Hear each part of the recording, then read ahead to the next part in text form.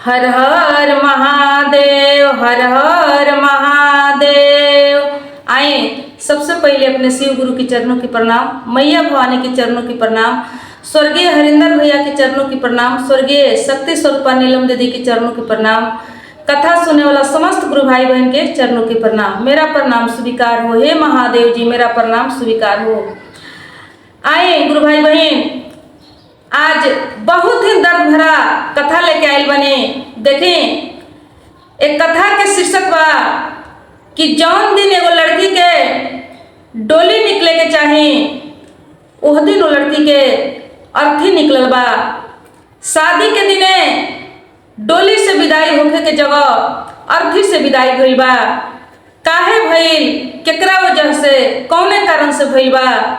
आई एक कथा के यदि लास्ट तक सुनत तनी तो ये गुरु बहिना आंख से आंसू आ जाई। आज तक रउआ लोग जितना भी कथा कहानी सुन ले होखेम, जितना भी दर्द वाला कथा कहानी सुन ले होखेम, सब पर भारी पड़ जाई आज के कथा।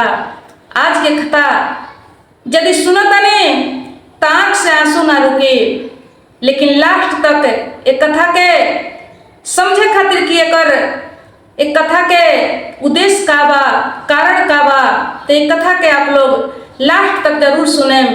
कथा यदि अच्छा लगे तो कमेंट में हर हर महादेव जरूर लिखें। हर हर महादेव लिखला से देखें अपन मन भगवान के ओर जाला, भक्ति के ओर जाला। हर हर महादेव शब्द जौन बा भगवान के नाम हो, हर हर महादेव जरूर लिखें। एगो लाइक करके एक चैनल के सब्सक्राइब जरूर कर लें। वीडियो अच्छा लगे तो शेयर भी कर दें। तो चलें एक कथा के शुरू कैला कि एगो लड़की के डोली के जगह अर्थी कैसे निकलल बा। तो देखें गुरु भाई बहन, एगो गांव में एगो इंसान रहले, पति पत्नी रहे लोग, बहुत सुंदर परिवार रहे। उनकर पत्नी जौन रहली गर्भवती रहली तो उनकर जब 9 महीना पुगल तो बेटी के जन्म दहली। लेकिन देखिए गुरु बहिना, संजोग ऐसा रहे कि बेटी के जन्म देते एक और धरती पर बेटी गिरल आ एक और भगवान के प्यारा हो गई लड़की के जन्म देला के बाद। अब देखिए गुरु बहिना, अब किसान जौन रहले वो किसान के ऊपर दुख के पहाड़ टूट गई, बहुत दिक्कत टेंशन भइल। अब देखिए बहुत दुख के साथ अपना लड़की के पोसे लगले, मेहनत मजदूरी करे लगले, घर में लड़का देखे लगले। केहू देखे सुने वाला परिवार में केहू ना रहे, बहुत दुख के साथ अपना लड़की के पोसे लगले। पोसत माई के बाप के दोनों के प्यार दुलार वो देवे लगले। अब देखिए गुरु बहिना, धीरे धीरे समय काटत चलैले। शादी ब्याह दोसर ना कैले, अपना लड़की के मुंह देख के कहले कि यही लड़की में हमार सारा दुनिया बा, यही लड़की के हम पोसेम पालेम, दोसर शादी ना कैले। अब दोसर शादी जब ना कैले तो देखें एक दिन के बाद है कि लड़की 8-9 बरस के हो गई रहे। 8-9 बरस के जब लड़की हो गई रहे तो देखिए एक दिन वो गई रहले कहीं काम पर। जब काम पर गई रहले तो ये गुरु बहिना काम करके जब लौटत रहले तो एगो गाड़ी उनका के ठोकर दे दिलक। गाड़ी से जब ठोकर लागल उनका तो गिर गईले। गिरला के बाद तुरंत उहो भगवान के प्यारा हो गईले।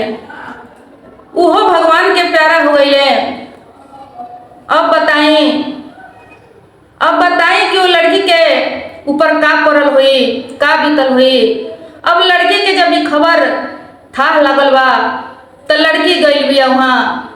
लड़की जाके अपना बाप के लाश देख के लड़की रोवत या पुका फाड़ के, काहे कि लड़की ना अभी बड़ रहे ना लड़की छोट रहे। कौनो हिसाब के लड़की ना रहे। अब लड़की वहाँ जाके पुका फाड़ के रोतिया, कहतिया, सब लोग देखा था तो कहता कि अभी मर गई है।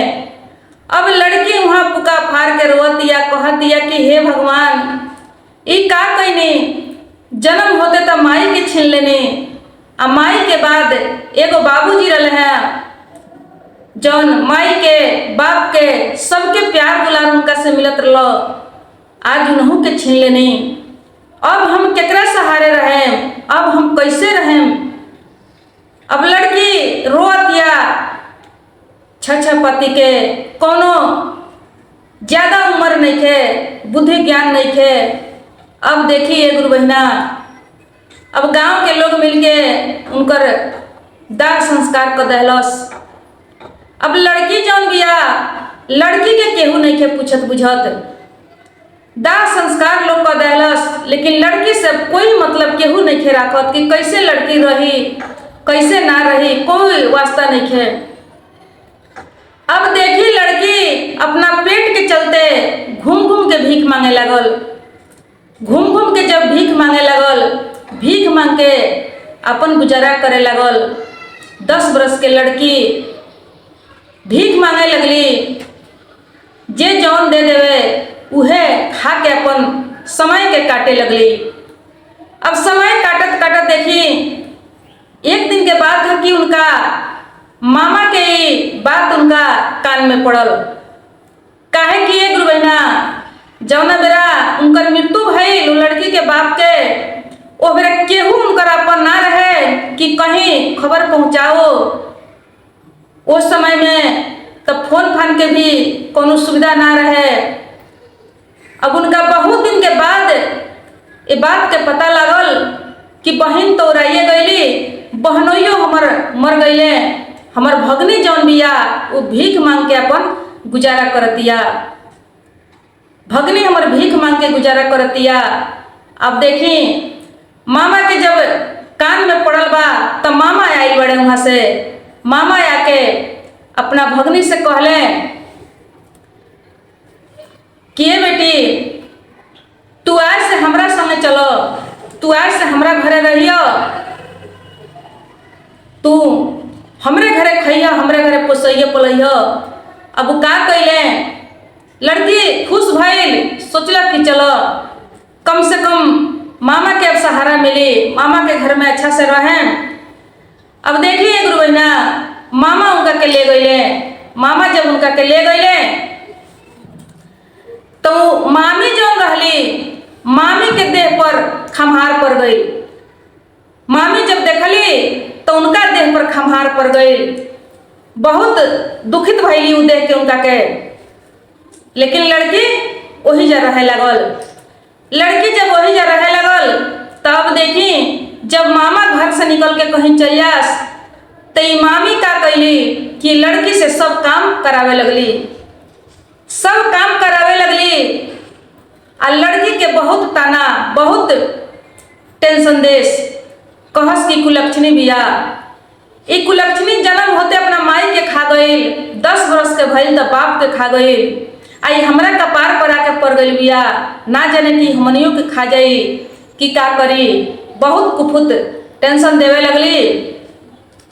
अब देखी लड़की तो दुख के मारल रहे, केकरा से का कहो, केहू से कुछ ना कहे, मामा से भी कुछ ना कहे कि मामा से कहे तब मामा मामी के बोली है, डांट लगाई है तो घर में बेकार के कुफुत हुई, टेंशन हुई। तो वो से अच्छा बात केहू से ना कहे। लड़की सब दुख सह के, सब दुख सहते हुए घर के टोटल काम करे लगली, टोटल काम करे लगली। समझी कि नौकर से भी बेहतर सलूक उनकर मामी करे लगली। बाह रे भाग, हाय रे मुसीबत। अब देखिए लड़की जब थोड़ा बड़ भइल तब बहुत ज्यादा टेंशन देवे लगली, बहुत ज्यादा टेंशन। अब एक दिन लड़की सोचलस कि का करी, मामा से कहीं कि ना कहीं। लेकिन लड़की एक दिन बर्दाश्त ना भइल तो जाके अपने मामा से कहलस कि मामा जी देखी हम घर के पूरा काम करतानी, सब कुछ कर रहल बानी, लेकिन फिर भी के बहुत ताना देता रही, बहुत गारी बात सुनाओ तारी। हम कहाँ जाई, हम का करी। मामा उनकर सुनले तो कहले कि देखो बेटी, तू चिंता मत कर, तोहरा कहीं नहीं के जाए के, तू अब बड़ हो गई बाड़ू, तोहर कुछ दिन के बाद हम लड़का खोज के तोहर शादी कर देम, तू अपना ससुराल चल जाइह, तोहर सब दुख के दिन खत्म हो जाई, तू अपना ससुराल में रहे लगी हो, सब दुख तोहर खत्म हो जाई। थोड़ा दिन के और बात बा, थोड़ा दिन तू बर्दाश्त कर लो। कहलस लड़की कि ठीक बा मामा जी। अब देखी डर के मारे वो अपना पत्नी से कुछ ना पूछस, कुछ ना कहस। उनका मालूम रहे कि पूछला पर घर में और कस के विवाद खड़ा हो जाए, उससे अच्छा बा कि कुछ दिन के बाद हमें लड़की के घर पर देख के शादी कर दें, लड़की अपना घरे चल जाए, सब टेंशन दूर हो जाए। अब देखें, अब धीरे धीरे वो एगो लड़का के तलाश करे लगले। जब लड़का के तलाश करे लगले तो वो लड़का खोज ले, लड़का खोज के आके जब घर में शादी के बात करत रहले तो उनकर मामी जब सुन लहली तब मामी ये गुरु बहिना, मामी एकदम टूट पड़ली, नाराज हो गई अपना पति पर।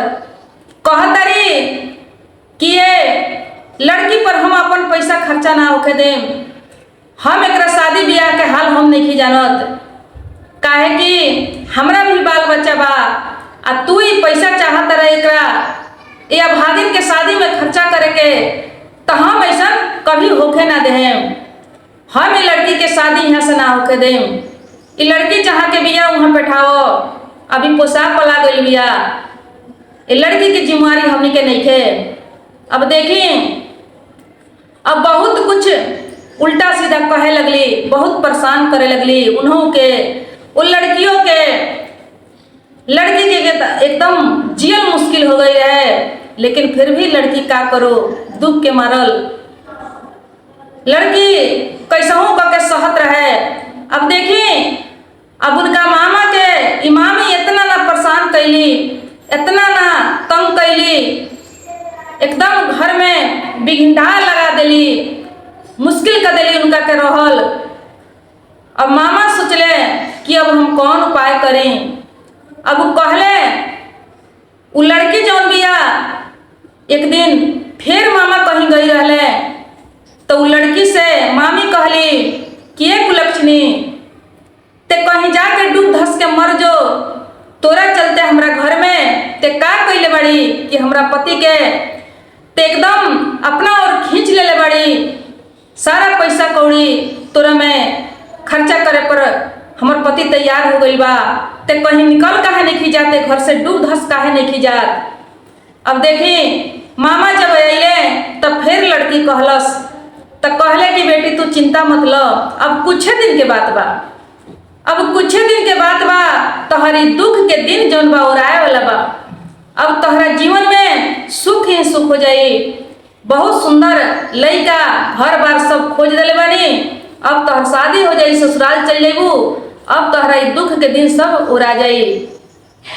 अब देखिए गुरु बहिना, अब बहुत ज्यादा जब मामी परेशान करे लगली, बहुत ज्यादा जब परेशान करे लगली तो कहले कि ये बेटी एगो काम कर, तू चलो अपना घरे, चलो तोहर शादी हम वही जैसे करें, काहे कि ये औरत यहाँ से शादी करे ना दी, ये औरत यहाँ से शादी ना कर दी, उससे अच्छा बा कि तोहार शादी जौन बा वही जैसे होई, तोहरा घर से होई। अब देखिए का कैले, लड़की के लेके आ चल गए वो लड़की के घरे।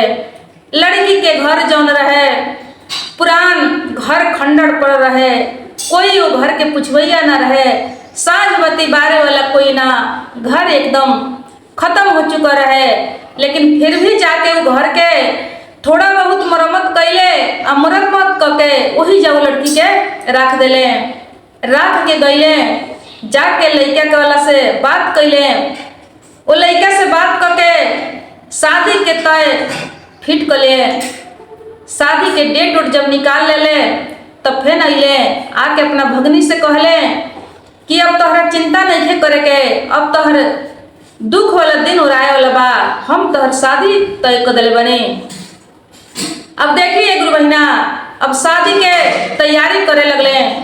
तैयारी करते करते कुछ पैसा कौड़ी कम पड़ गई। जब कुछ पैसा कौड़ी कम पड़ गई तो कहले कि बबी हम जातनी घरे, अपना घरे जाके आ कुछ पैसा लेके हम आओ तनी, काहे कि शादी में तो पैसा चाहिए।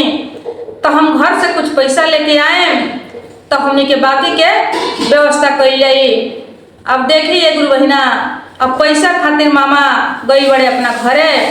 जब गई बड़े तो उनकर पत्नी कहतरी कि ये जी बहुत बढ़िया कहनी कि कलमोही के कुलछनी के ले जाकर ओकरा घरे छोड़ के चलैनी। इ कपार के बोझा जौन रहा उ हल्का कर दहनी, बहुत बढ़िया कहनी। बहुत खुश बाड़ी आ कहतरी कि कुलछनी कुलमोही के घर से निकाल के रो ओकरा घरे पहुंचा देनी, बहुत बढ़िया कहनी। तो कहतरे मामा कि ना वैसन बात नहीं थे, देखो वो लड़की के हम शादी तय कैले बने आ शादी तय कैले बने तो कुछ पैसा के जरूरी बा, तो हम पैसा ले जाए खातिर आइल बने। अब उनकर शादी जौन बा से बस 5 गो दिन बा, 5 गो दिन बा, हम कुछ पैसा खातिर आइल बने, पैसा लेके जाए उनकर शादी कर देम, विदाई कर देम, अपना घरे चल जाइए तो हम चले अपना घरे। अब देखिए गुरु बहिना, अब ऐसा बात जब सुनो तारी कि आई बड़े पैसा ले जाए, हम तो सोचनी है कि एक कपार के बोझा दूर हो गए, बोझा हल्का हो गए। लेकिन इ तो देखा तानी कि जौन दुख लागल उ दुख लागले रह गई।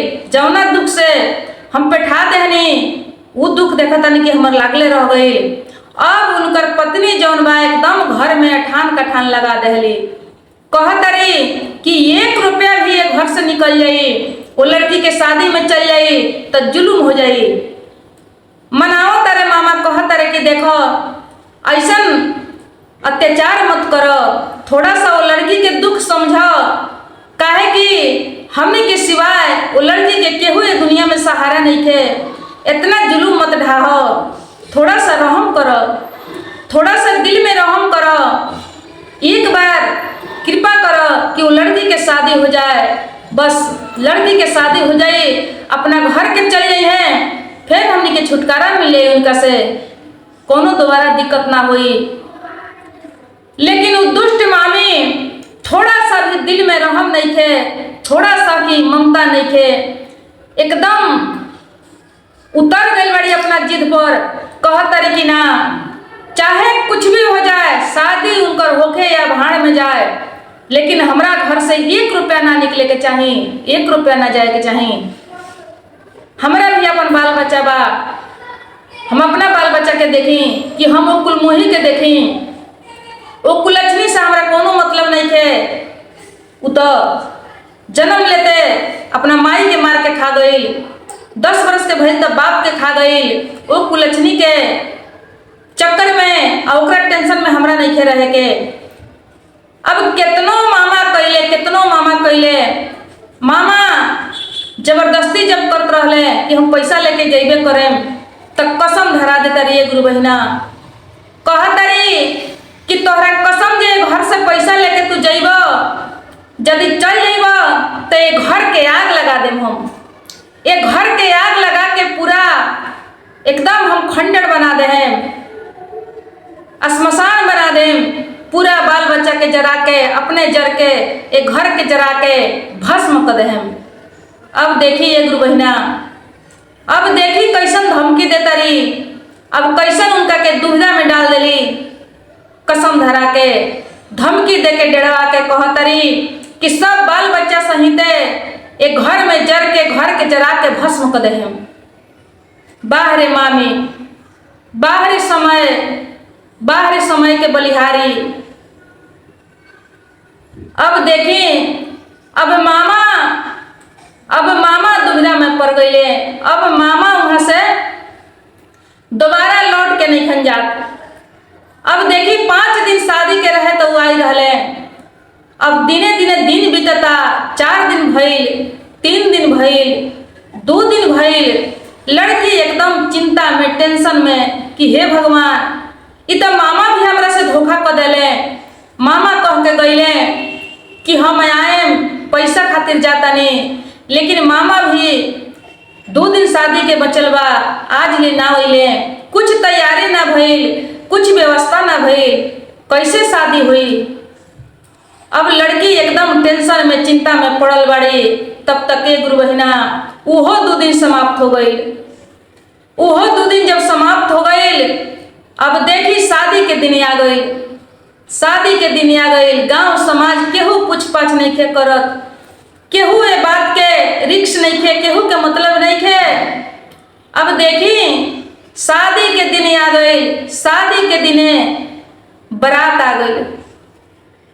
बारात जब आ गई तो जब बाराती आवता तब बाराती देखता कि अरे यहाँ तो कुछ तैयारी नहीं खेलौकत, कुछ व्यवस्था नहीं खेलौकत, हमने के शायद अल्टर जगह तो ना आइल बानी। लेकिन पता ठिकाना तो इहे रहो। अब देखिए गुरु बहिना, अब वो पता ठिकाना पूछता लोग गांव के लोग से, तो गांव के लोग कहलस कि यह घर हो। जौना घर के पता ठिकाना पूछत रहले, कहलस लोग कि यह घर हो। अब वो देखत रहे कि यहाँ कुछ तैयारी नहीं है, ना कोनो खाए पिए के व्यवस्था बा, ना कोनो सर सजावट बा, ना द्वार पर 2 लोग बा, ना 2 कुर्सी बा। अब देख के बारात बगाइल बा। दुल्हा के बाप घूम घूम के पूछता रहे। अब सब लोग कहता कि वो लड़की के मामा शादी के सब तैयारी करत रहे हैं, और पैसा खातिर अपना घरे गईले। लेकिन का जान का बात कि घर से लौट के पैसा लेके ना अइले, वही से कोनो तैयारी नहीं थे भइल, वही से कुछ भइल नहीं थे। अब देखिए गुरु बहिना, अब इतना बात सुन के वो दुल्हा के बाप जौन रहले बहुत नाराज भइले, बहुत नाराज भइले कि कैसन मामा धोखाबाज बा, कैसन हमनी के साथ धोखा कैले बा। पूरा हमर इज्जत प्रतिष्ठा खा गई। द्वार पर बारात बुला के हमर सब समाज आइल बा, सब गांव के लोग आइल बा। हमरा के का कही कि कैसन घर में शादी करता अपना बेटा के, कैसन रिश्ता जोड़ ले बा कि जौना द्वार पर एगो बैठे के कुर्सी तक नहीं थे। अब देखिए गुरु बहिना, अब एकदम नाराज होके वो लड़का के बाप अपन बारात लेके वापस चलता रहे।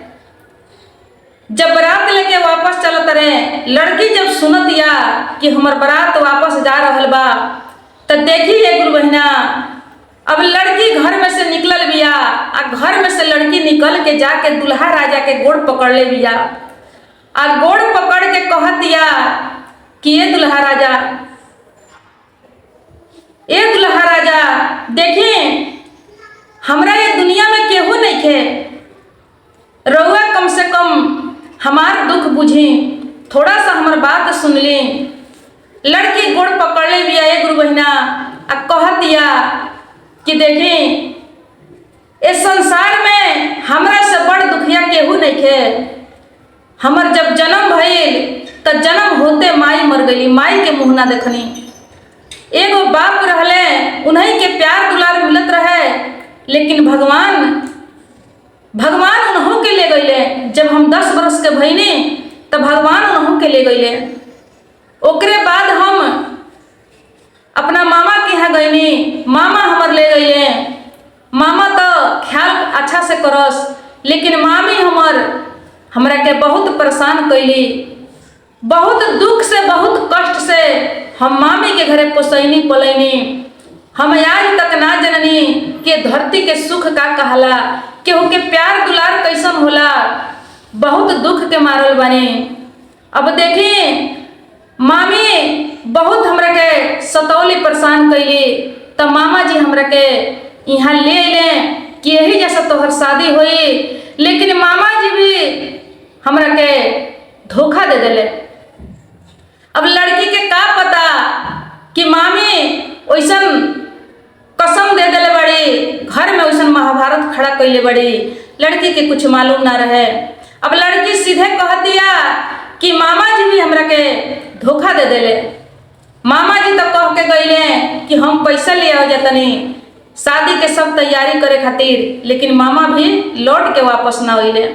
रउआ से हमार विनती बा, अर्जी बा कि रउआ कम से कम हमरा के अपना ली, रउआ हमरा के अपन जीवन साथी बना ली, ताकि हमर ये दिन जौन बा खत्म हो जाए, हमर दिन दुख के दिन चल जाए, हमरा एगो परिवार मिल जाए, हमरा जीवन साथी मिल जाए, माई बाप के बदले में सास ससुर मिल जाए, हमरा के रउआ अपना ली।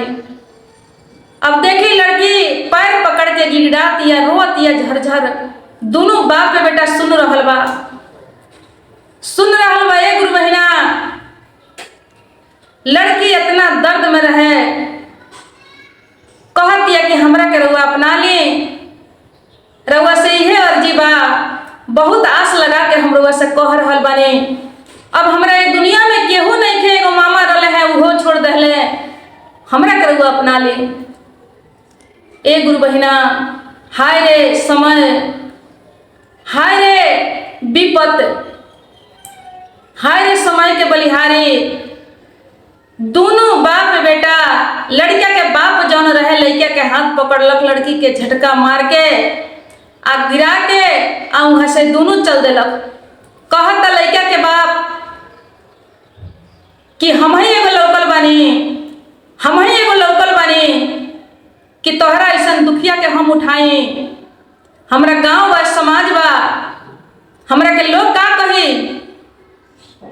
अपना बेटा के हाथ पकड़ ले, बेटा लड़की पैर पकड़ ले बिया आ लड़का झटकार के आ दोनों बाप बेटा वहां से चल देलक। बरात वापस चल गई, पूरा गांव समाज देख रहल बा, केहू कुछ नहीं खे करत।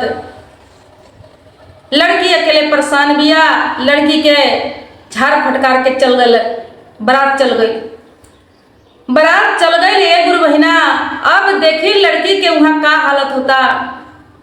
अब लड़की के चिरला देह में खून न रहे, अब कौन सहारा रहे। पहले से तो मन में आस रहे, मामा आस लगौले रहले कि अब तोहर शादी हो जाई, शादी भइला के बाद में तोहरा जीवन साथी मिल जाई, सब दुख तोहर दूर हो जाई। मन में आस उम्मीद लगा के लड़की बैठा रहे, लेकिन वो आस खत्म हो गई। अब सब रास्ता बंद हो गई लड़की के, अब कुछ बचल नहीं थे। अब देखिए गुरु बहिना, अब जिंदा लाश लड़की बन गई।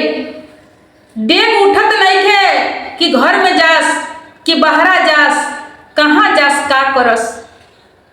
लेकिन कैसहू करके अपन दिल थाम के लड़की घर के अंदर गई, अपना घर के अंदर गई। घर के अंदर जाके कहलस कि हे परमात्मा, अब तो सब रास्ता बंद हो गई, अब तो जिए की उम्मीद खत्म हो गई, अब केकरा सहारे जिए, अब काहे खातिर धरती पर रहे।